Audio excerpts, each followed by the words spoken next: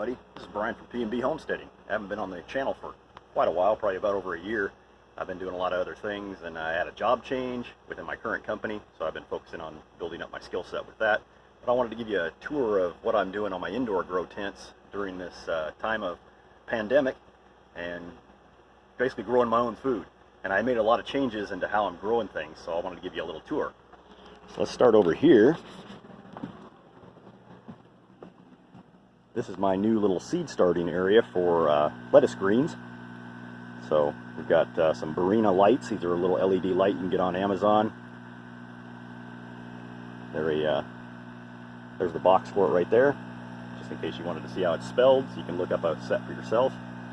And I've got an air pump, basically an air gap underneath these. And I'm bubbling water, and so that mist gets up underneath those plants and keeps them hydrated. You can see the roots hanging down in there. So this is my first stage of the seed starting area for my lettuce crop that I'm growing into my house. And so this is probably about 2 weeks. These are freshly seeded about a week ago, and then these are kind of like in various stages as I take these and move them to the other area of growing. Let's take that over here. We'll come back to the mid-sized tent here in a second. But this is my deep water lettuce grow area, where my wife and I have been getting most of our salad greens since we don't leave the house. And so there's also an air stone underneath these. You can see the roots hanging down in there, and it just bubbles, and then the mist from the bubbles popping waters the roots. And we've been using this to where we're getting about four heads of lettuce a week. And as I take them out and I harvest them, I take one from the area over there and replace it and put it inside here, and that gives us our lettuce greens.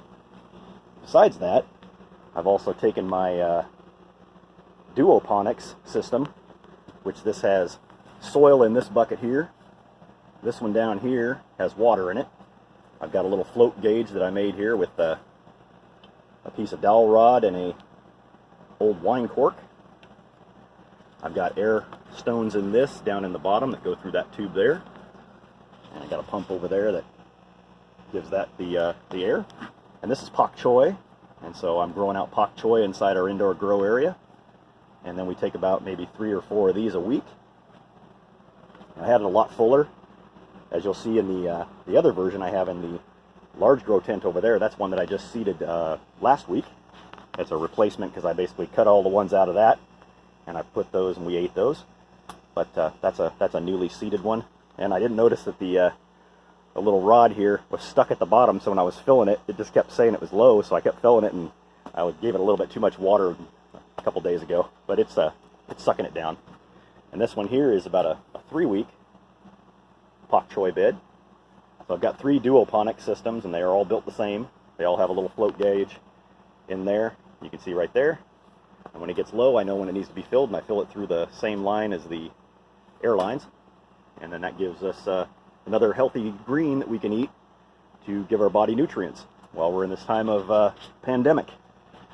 Those over there are some vining outdoor flowers that are going to go on our trellises. There's our squash plants for this year for the garden. I've got about 15 of those I'm going to be putting out in our yard. You can see some of those are already flowering, and they have fruit set on them, being in my indoor grow, so I'll be able to actually harvest off maybe a couple of squash. You can see there's one yellow squash right there. So I'll probably get maybe 1 or 2 squash while they're still indoors. There's another one back there. And here's my tomatoes. So we got a couple of different stages of tomatoes. All these in here are all deterministic tomatoes.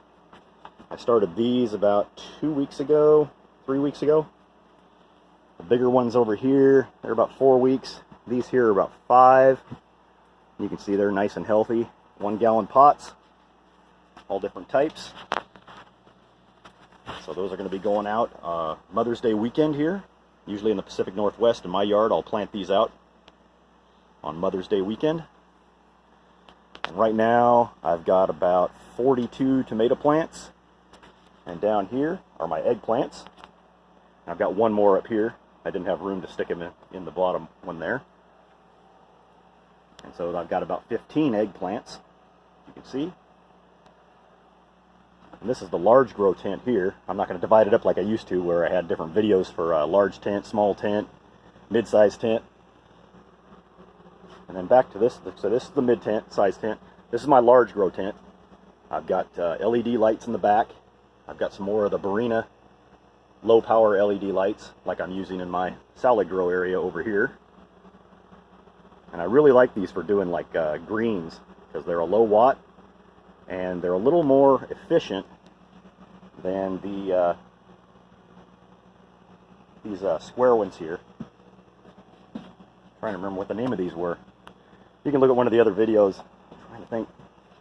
But they, you know, these are still good lights, but for the price of one of these, you can get a pack of 3 of these, and they're a little more versatile. And I built this little PVC holder here with my hangers, so that way I can raise it and lower it. But right now I've got it, you know, mid-height, and these are about full size for these lettuce. Then these here are my sunflowers for this year. I just seeded these today. I got some Lemon Queen sunflower, and then I've got some Ring of Fire. They're shorter, they're about a 4 foot tall. And these ones, Lemon Queen, they get to be about 8 feet tall. And then here are my cucumbers for this year. I'm grouping them in sets of 5 per 5-inch pot. And these will go out on some of our trellises out in the outdoor gardening area this year. And here's some more cucumbers. There's like a H19 little leaf. They've really taken off. Those are a good canning cucumber. And these here were the Adam F1 gherkins. They seem a little slower to germinate. And the Ponics, they got a couple of them coming up now. They're a really good one if you want to have a good slicing cucumber. They got a really nice buttery taste. And then these are ones that I haven't tried before. These are a green 18F1 cucumber, and they're supposed to be a good canning cucumber as well as a good slicer. So that's kind of the update for that grow area. Large tent. This is what I used to call the salad bar LED area, which it's growing salad, so it's still the salad bar LED area. Then over here, this is our mid-sized tent. I've got my evergreen bunching onions. I've got a bunch of cactuses that I propagated over this last winter. That one there looks like it got a piece of lettuce seed in it, so I've harvested that lettuce off once already, and I'm going to harvest it off and finalize that one. But that's also a cactus that I've propagated from one cactus. I turned into about 10 different cactuses this last year. That's echinacea, because, you know, in this time of pandemic and crisis, I wanted to go and grow some echinacea so that way we can dehydrate some and save it for this winter in case the pandemic comes back. That's another vining plant for growing outside that'll go on our trellises that's going to attract pollinators. That's just another couple of tomato plants there. That's the Bell Star tomatoes. They're a deterministic. And that's some more echinacea there. So that's that tent there. And let's go over here to the small tent. Small tent, this has basically got some more cactuses and succulents in it. Like that one back there. My daughter bought me that for Christmas. It was a small little plant, and it's doubled its size since I put it in here. These are some more vining plants that are going to go outside on our trellises to attract pollinators. There's some more tomato plants. This one here, I believe, is a pink boar, along with these other 2 here. This one here actually seeded out of some soil I had in that. So I just let it grow, and then I up-potted it into a 1 gallon.